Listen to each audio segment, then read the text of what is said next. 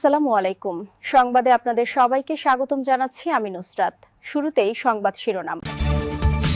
ইরানের হামলায় কেঁপে উঠল দুবাইয়ের মেরিনা। ইরান নয়, সৌদিতে মার্কিন দূতাবাসে ভয়াবহ হামলা চালাল কে? যুক্তরাষ্ট্রকে ডুমসডের নমুনা দেখাল ইরান। ইরানের হামলায় অন্ধকারে ডুবল মধ্য ইসরায়েল, আহত এক। দর্শক, এতক্ষণ শুনছিলেন সংবাদ শিরোনাম। এখন বিস্তারিত। আপনি যদি ইসরায়েলের ধ্বংস চেয়ে থাকেন তাহলে চ্যানেলটি সাবস্ক্রাইব করে দিবেন এবং ভিডিওতে লাইক করে আপনার মূল্যবান মতামত কমেন্টে লিখে জানিয়ে দিবেন। এখন বিস্তারিত। সংযুক্ত আরব আমিরাতের বাণিজ্যিক কেন্দ্র দুবাইয়ের অভিজাত এলাকা দুবাই মেরিনায় ড্রোন ও ক্ষেপণাস্ত্র হামলা চালিয়েছে ইরান। আন্তর্জাতিক সংবাদ মাধ্যম আল জাজিরার প্রতিবেদন জানিয়েছে, শনিবার ৪ এপ্রিল সকালে তেহরান থেকে এ হামলা চালানো হয়। হামলার পর আমিরাতের প্রতিরক্ষা ব্যবস্থা তা প্রতিহত করার চেষ্টা চালায়। তবে প্রতিহত করা ড্রোন বা ক্ষেপণাস্ত্রের ধ্বংসাবশেষ দুবাই মেরিনার একটি ভবনে গিয়ে আঘাত হানে। দুবাই মিডিয়া অফিস জানায়, ঘটনাস্থলে কোনো অগ্নিকাণ্ড বা হতাহতের ঘটনা ঘটেনি। এর আগে শুক্রবার আবুধাবির হাবসান গ্যাস স্থাপনায় ইরানের হামলায় একজন নিহত ও কয়েকজন আহত হন বলে জানায় আমিরাতের প্রতিরক্ষা মন্ত্রণালয়।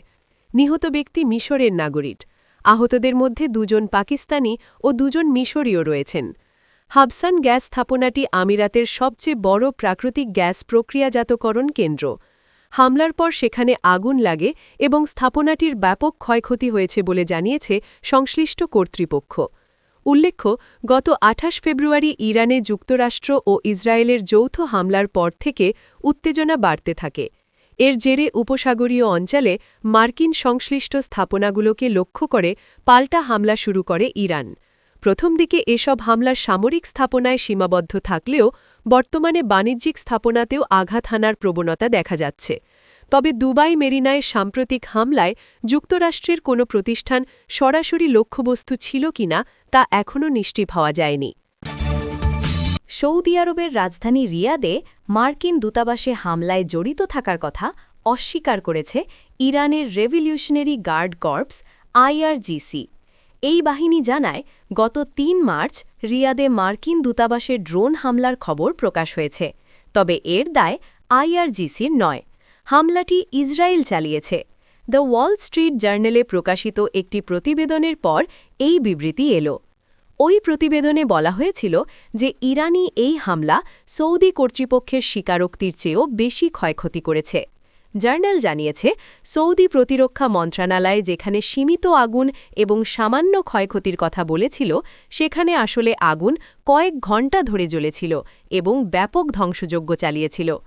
আইআরজিসি জার্নালের ওই প্রতিবেদনের নিন্দা জানিয়ে দাবি করেছে যে এই হামলায় ইরানি সশস্ত্র বাহিনীর একেবারেই কোনো সম্পর্ক নেই এবং এই অঞ্চলে ইসরায়েলি কৌশল বিবেচনা করলে এটি নিশ্চিতভাবেই জায়নবাদীদের দ্বারা পরিচালিত হয়েছে।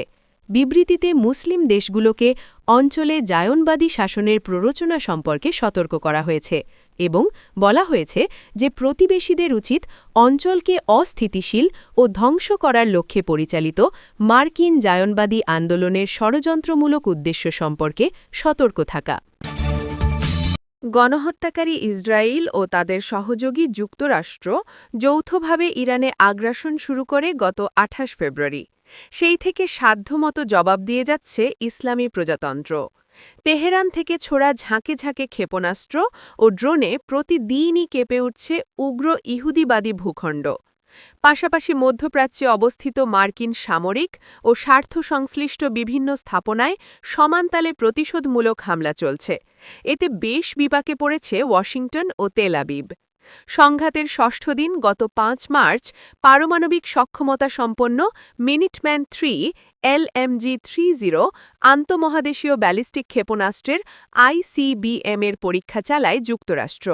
ডুমসডে হিসেবে পরিচিত পারমাণবিক ক্ষেপণাস্ত্রটির পরীক্ষামূলক উৎক্ষেপণের পরই আলোচনায় আসে নতুন একটি শব্দ, ডুমসডে বা ধ্বংসের দিন।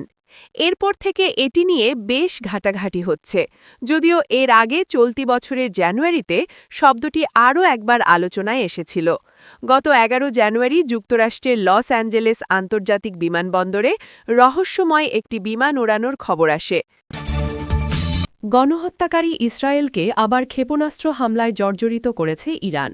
ওয়াশিংটন ও তেল আবিবের যৌথ আগ্রাসনের ৩৫তম দিন শুক্রবার ৩ এপ্রিল দিনগত রাতে এ ঝড় তোলে তেহরান। এতে মধ্য ইসরায়েলে ব্যাপক ক্ষয়ক্ষতি হওয়ার খবর পাওয়া গেছে। একটি মিসাইল সরাসরি আঘাত হানায় প্রকাণ্ড অগ্নিকাণ্ড তৈরি হয়, যার কারণে অন্তত একজনের আহত হওয়ার খবর পাওয়া গেছে।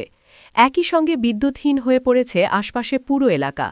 ইসরায়েলের ওয়ালা নিউজ এজেন্সি জানিয়েছে, তেল আবিবের কাছে বেনি ব্রাক এলাকায় কাঁচের টুকরোর আঘাতে একজন আহত হয়েছেন এবং ভূপাতিত করা ইরানি ক্ষেপণাস্ত্রের ধ্বংসাবশেষ ১৭টিরও বেশি স্থানে পড়েছে। সংস্থাটি আরও জানিয়েছে, রোশ হাইয়ান এলাকার একটি আবাসিক অঞ্চলে ক্ষেপণাস্ত্রের আঘাতে ব্যাপক ক্ষয়ক্ষতি ও বিদ্যুৎ বিভ্রাট ঘটেছে এবং একটি কিন্ডারগার্টেনের কাছেও ধ্বংসাবশেষ পাওয়া গেছে। ওয়াইনেট নিউজ জানায়, গিভাথাইম ও তেল আবিবের রাস্তাঘাট ক্ষতিগ্রস্ত হয়েছে এবং রামাত গানে একটি ভবন ধসে পড়েছে।